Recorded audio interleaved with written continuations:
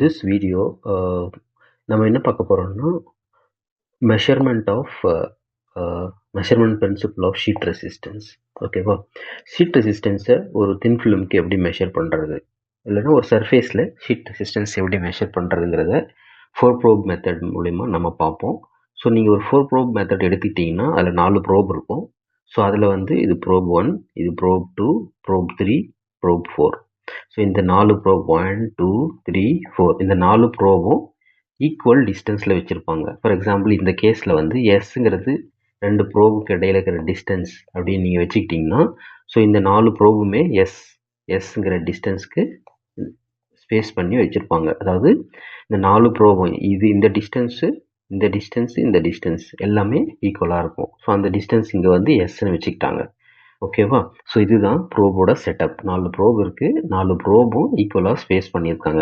ஒவ்வொன்றுத்துக்கும் இடையில இருக்கிற டிஸ்டன்ஸ் தொலைவு வந்து சம அளவில் இருக்குது. சரியா? ஸோ அடுத்தது என்ன பண்ணுறாங்க, இந்த வெளியில் 2 ப்ரோப் இருக்கு இல்லையா, அதை வந்து கரண்ட் சோர்ஸில் கனெக்ட் பண்ணுறாங்க. ஸோ நீங்கள் பார்த்தீங்கன்னா இதில் இந்த ப்ரோப், ஓகேவா? ஸோ இந்த ப்ரோப் வந்து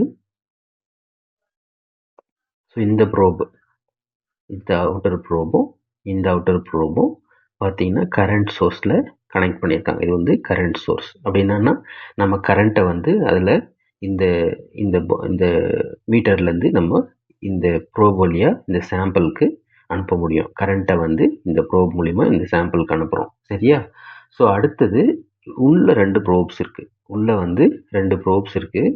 ஸோ அந்த ப்ரோப் பார்த்தீங்கன்னா இந்த 2 ப்ரோப், ஓகேவா? இந்த 2 ப்ரோபும் கனெக்ட் பண்ணியிருக்காங்க. இதோடன்னு பார்த்தீங்கன்னா வோல்ட் மீட்டரோட கனெக்ட் பண்ணியிருக்காங்க. அதாவது இதில் வர வோல்டேஜ், இந்த 2 ப்ரோபுக்கு இடையில் வர வோல்டேஜ் இல்லைன்னா பொட்டன்ஷியல் டிஃப்ரென்ஸ்னு சொல்லுவாங்க, அதை நம்ம வந்து இந்த வோல்ட் மீட்டர் மூலமாக மெஷர் பண்ண முடியும். ஓகேவா? ஸோ இதுதான் பேசிக் செட்டப்பு. ஸோ இதில் நம்ம என்ன பண்ண போகிறோம் அடுத்தது அப்படின்னு பார்த்தீங்கன்னா, இந்த மெஷர்மெண்ட் எப்படி நடக்கும் அப்படின்னிங்கன்னா, ஸோ இந்த 2 ப்ரோப், அதாவது கரண்ட் சோர்ஸ் மூலிமா இந்த அவுட்டர் ப்ரோபில் வந்து கரண்ட் பாஸ் பண்ணுவோம். ஸோ அப்படி பாஸ் ஆகிற கரண்ட்டு இந்த சாம்பிளில், ஓகேவா, இந்த சாம்பிளில் ஸ்ப்ரெட் ஆகும், இல்லை இந்த சாம்பிளில் பாயும், இல்லைனா it will flow current will flow இந்த சாம்பிள். ஓகேவா? ஸோ அப்படி ஃப்ளோ வரும்போது நம்ம என்ன பண்ணுவோம், இந்த உள்ளே இருக்கிற 2 ப்ரோப் இருக்கு இல்லையா, இந்த 2 ப்ரோபில் நம்ம வந்து எவ்வளோ வோல்டேஜ் டெவலப் ஆகுது, இல்லை எவ்வளோ பொட்டன்ஷியல் டிஃப்ரென்ஸ் டெவலப் ஆகுது இந்த 2 ப்ரோபுக்கு இடையில அப்படிங்கிறத பார்ப்போம். அதாவது இங்கே வந்து வோல்டேஜை வந்து மெஷர் பண்ணி பார்ப்போம், எவ்வளோ வோல்டேஜ் நம்மளுக்கு கிடைக்கிது அப்படிங்கிறது. அதாவது இந்த உள்ளே இருக்கிற 2 ப்ரோபில், ஓகேவா, இந்த ப்ரோப் இது வந்து வோல்ட் மீட்டரில் கனெக்ட் ஆகிருக்கு. ஸோ இந்த 2 ப்ரோப் இடையில இருக்கிற வோல்டேஜ் வந்து இந்த வோல்ட் மீட்டரில் நம்மளுக்கு தெரியும். இதுதான் பேசிக்காக இந்த 4 ப்ரோப் செட்டப்போட இதுக்கு வந்து கோலீனியர் 4 ப்ரோப் செட்டப்னு கூட சொல்லுவாங்க. இதுக்கு பேர் கோலீனியர் 4 ப்ரோப் செட்டப். ஸோ இதுதான் கண்டிஷன் ஃபார் 4 ப்ரோப் மெஷர்மெண்ட். ஓகேவா? ஸோ இங்கே வந்து விங்கிறது வோல்டேஜ், ஐங்கிறது current through the outer probes. அதாவது இந்த ப்ரோபுக்கும் இடையில இருக்கிற கரண்ட் வேல்யூ வந்து I. Voltage between the inner probes, இந்த 2 ப்ரோப்ஸ்க்கு இடையில இருக்கிற வோல்டேஜ். எஸ்ங்கிறது வந்து நீடில் ஸ்பேசிங், அதாவது இந்த ப்ரோபுக்கு இடையில இருக்கிற ஸ்பேசிங், அது வந்து எஸ்ன்னு வச்சுக்கிட்டோம். ரோ எஸ் தான் நம்ம கேல்குலேட் பண்ணணும். அதாவது ஷீட் ரெசிஸ்டன்ஸ், ஒரு சர்ஃபேஸோட ஷீட் ரெசிஸ்டன்ஸ்னு சொல்லுவாங்க. ஏன் ஷீட் ரெசிஸ்டன்ஸ் மெஷர் பண்ணுறோம் அப்படின்னு பார்த்தீங்கன்னா, ஒரு மெட்டீரியல் இருக்குது, நம்மக்கிட்ட ஒரு மெட்டீரியல் இருக்குதுன்னு வச்சுக்கோங்களேன். ஸோ இந்த சர்ஃபேஸில் வந்து ஒரு ரெசிஸ்டன்ஸ் ஒரு மாதிரியும், இந்த பல்க் ஆஃப் த மெட்டீரியலில் வந்து ரெசிஸ்டன்ஸ் வேறு மாதிரியும் இருக்கும். ஸோ அப்போது இந்த சர்ஃபேஸில் இருக்கிற ரெசிஸ்டன்ஸ் நம்மளுக்கு தெரியணும். அதனால வந்து என்ன பண்ணுவோம்னா, இந்த ஷீட் ரெசிஸ்டன்ஸ் வந்து நம்ம கேல்குலேட் பண்ண வேண்டியதாக இருக்குது. ஸோ நம்ம வந்து இது வந்து பல்க்கு, ஓகேவா, இது பல்க் ரெசிஸ்டன்ஸ், ரோ பல்க்குன்னு வச்சுக்கிங்கன்னா, இது வந்து ரோ. ஓகே, நான் என்ன பண்ணுறேன்னா இதை அடிச்சுட்டு இங்கே எழுத போகிறேன். ஓகே, ஸோ இங்கே என்ன பண்ண போகிறோன்னா, நம்ம ஒரு சாம்பிள் இருக்கும், ஓகே, நம்மக்கிட்ட ஒரு சாம்பிள் இருக்கும். இது வந்து பல்க் ரெசிஸ்டன்ஸ் ரோ பின்னு வச்சுக்கோங்க. ஸோ இது வந்து ரோ, இது வந்து ரோ பி.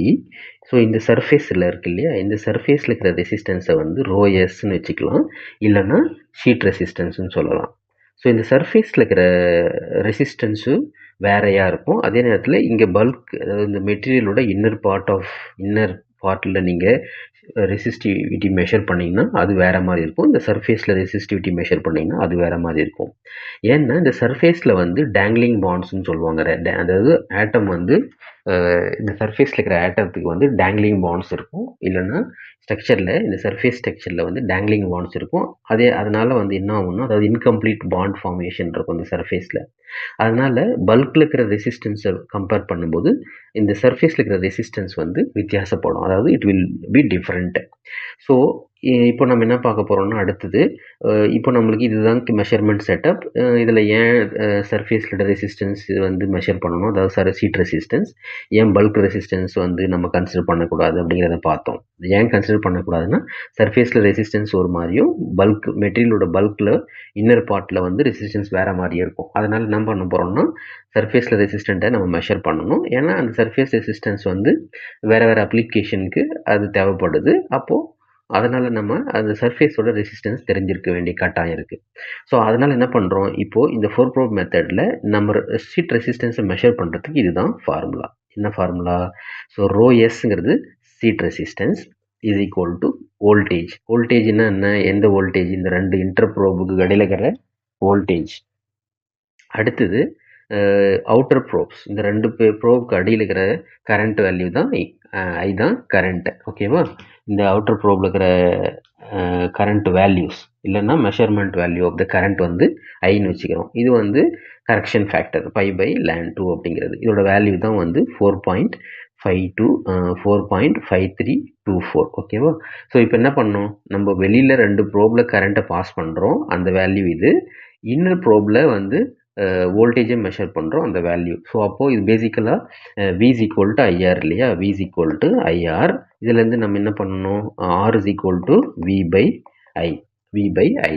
ஸோ இதை வந்து நம்ம சிம்பிளாக ஆர்னு கூட சொல்லலாம். இஃப் யூ நோ ஆர், இந்த வேல்யூ கிட்ட சப்ஸ்டியூட் பண்ணி ஸோ இதை வந்து நம்மளால் கால்குலேட் பண்ண முடியும். ஓகேவா? ஸோ அப்போது V/I × 4.5324. இது வேல்யூஸ் வந்து π/ln2ஓட வேல்யூ. ஓகேவா?